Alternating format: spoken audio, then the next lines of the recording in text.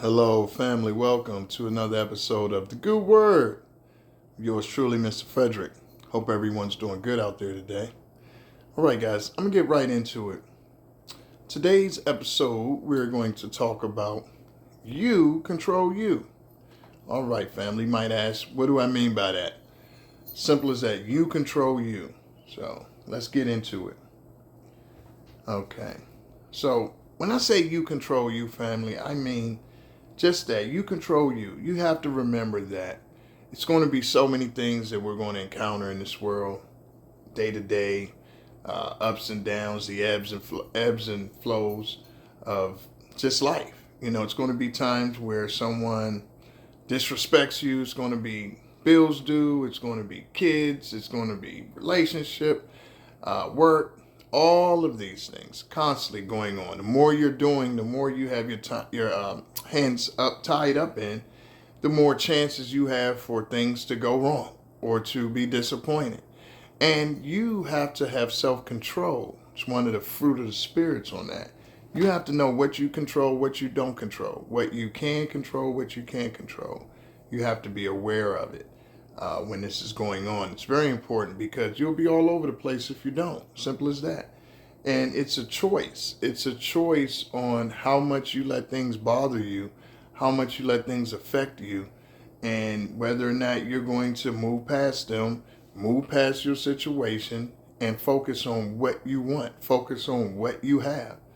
All right, so guys, getting that said, you might run into individuals that will exasperate this. They might make it a worse situation for you. So say, for instance, you're already dealing with a lot of things on your plate and you just have someone around you that's kind of an antagonist, someone who's trying to dump their emotional mumbo jumbo on you. And you can't have that, family. You have to know and set those boundaries where you let people know, no, you're not bringing this over here. You keep that where you are. I'm over here. I had one of the viewers ask me the question maybe last week, can't remember the viewer's name, but they asked me whether or not, if the hate comes towards you, how do you not take it out on someone else? And my reply to that was, you really have to understand where you end and they begin, where they end and you begin. You have to have a separation of someone's energy because individuals will try to fool you. They will try to, of course, these are troubled individuals generally, but they'll try to put their mess on you. And you have to know, no, that's not me. That's you.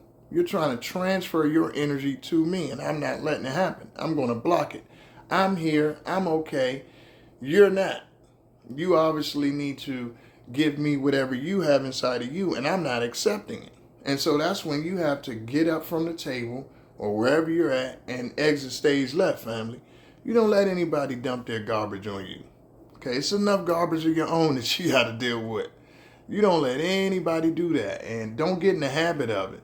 And especially if you come from these toxic, dysfunctional family members who really didn't teach you that because that's what they use you for. To be able to dump their mumbo jumbo on. And so what happens is you might get in the habit when you get older of tolerating a bit more than you should. And you have to understand that that's detrimental because once you start tolerating, you might not know what your boundaries should be. You might lose the concept or the idea of where you and the other person begin. You might not be able to recognize when someone's doing this as easily because you're accustomed to it. You came up with it. But no, we're not accepting that anymore, family. Understand, when you become grown, when you become 3 times 7, okay, you have to get in the mentality of you are the author of your book. You're the captain of your ship. And you don't let anyone do that because when you let someone do that, in a sense, you're basically saying that your book says this. Your book says that you're going to take all, you're going to be all, and you're not going to be able to do that. It's going to overflow and it's going to come out in negativity, or you're going to sink your ship because you piled on too much. So you got to remember to know how to set that boundary of this is all I'm going to take. or I'm not taking any of this. I'm not responsible. Don't hold me accountable for this. This is your stuff. You deal with it. You go get help. Do what you got to do, or better still, just leave me alone.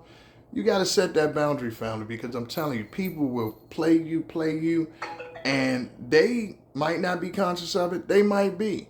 But it doesn't matter. You don't even give them that power.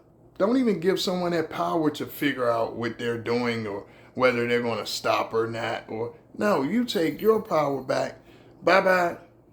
Figure it out how you figure it out. Maybe you tell them to get help, whatever. But obviously, if they're grown, they probably been told this and they decided not to get help.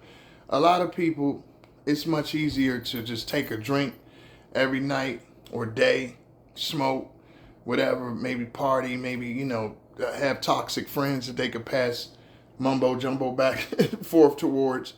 And that's just how they deal with themselves. They self-medicate in that way. And you can't expect for you to come in and teach this grown person who's been living all these years, maybe even longer than you, you're going to come in and tell them how to medicate or how to care for themselves.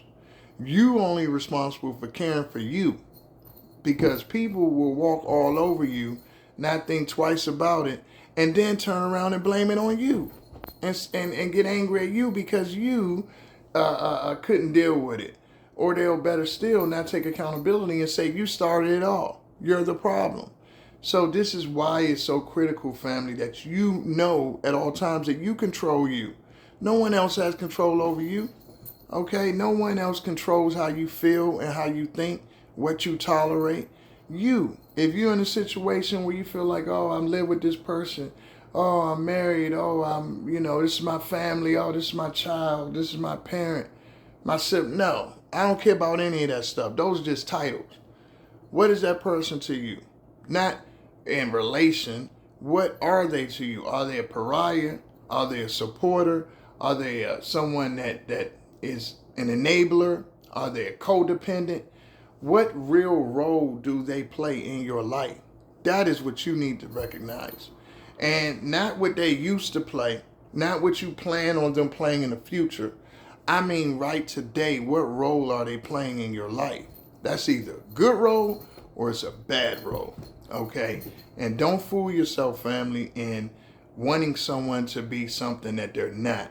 If they have not displayed good attributes, if they have not displayed good character, if they have not supported you, if they have not respected you, if they're not been there to give you love and show you appreciation, show you validation, okay? Yes, you validate yourself, but you certainly don't need someone who will not validate you and refuse to validate you.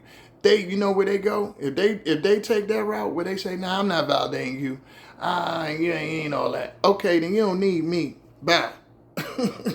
I'm gonna introduce you to the happy friend, the hand. Bye. This is the happy friend right here, and that's what you have to remember. That if individuals choose to purposely, a lot of times they purposely do it because they might feel small. And remember, small people need you to be smaller. And so when people play that ego game with you, family, understand when you're spiritual, when you're aware of who you are in the Lord and how your sense of self is strengthened and your appreciation and gratitude for being here, you don't let that happen. When people try to play that ego game, you're beyond ego. However, you do have an ego, but you're on the plane of a spiritual being here to fulfill a purpose. And you're not going to be limited to the ego, but you still have access to your ego in a sense of, that protects you in the sense of, that your real self doesn't have to tolerate it. Because your ego in itself is saying, hey, I'm this, that, and the other. And that's okay. You are. And don't let anybody tell you anything else. You are the star, okay, of your show. And so whatever role they want to play, remember, you're the star. Because ultimately, whether that movie sells or that movie tanks, you're going to be responsible for it.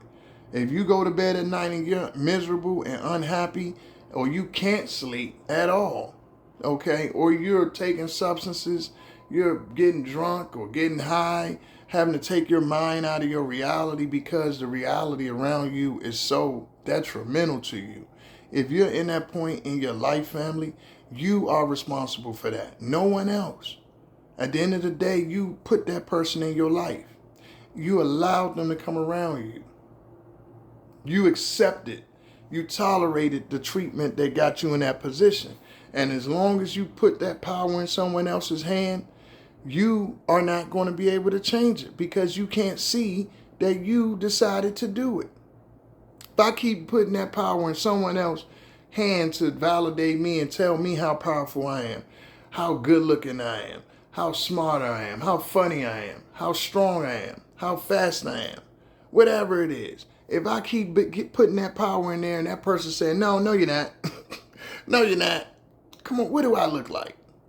Furthermore, I don't know where this person is coming from. And in different strokes, different folks. They can have an opinion all they want. As long as I don't agree with it, it's cool with me. I could care less. So you have to understand that everyone is not going to be on your team, march to your beat, and they're not meant to be, and that's just fine. But they need to go find where they need to march and what beat they on and what street they need to be on. But it ain't my street.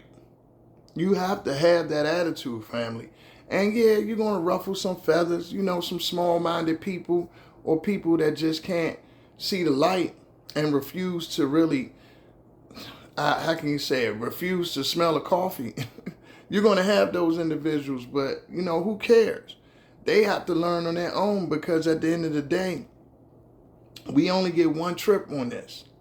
We only get one go around. So do you want to spend all these years or a whole lifetime? Some people waste a whole lifetime trying to prove something to somebody or waiting around for someone to come around and act right.